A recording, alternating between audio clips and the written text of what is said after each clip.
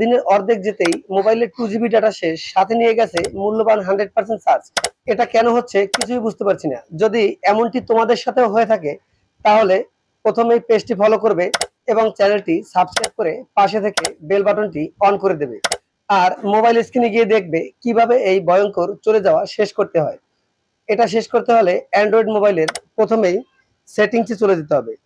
সেটিংসে ক্লিক করার পরে একটু স্ক্রল করলেই দেখা যাবে একটি সার্ভিস গুগল নামে চলে আসছে।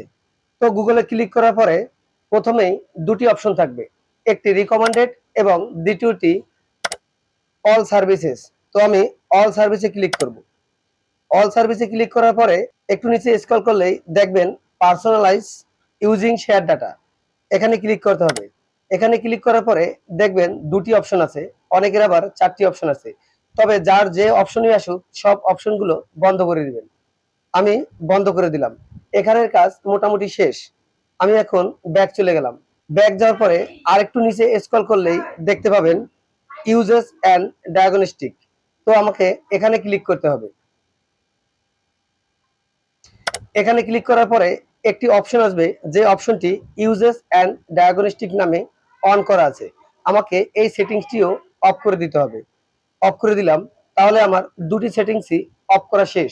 তো আপনাদের কাজটিও শেষ। এখন থেকে আপনার আর মূল্যবান ডাটা এবং মোবাইলের চার্জ শেষ হবে না। ভিডিওটি যদি ভালো লেগে থাকে তাহলে অবশ্যই নিজে সেটিংস করে নেবেন এবং অন্যকে দেখার সুযোগ করে দেবেন। আজ এ পর্যন্তই, ধন্যবাদ।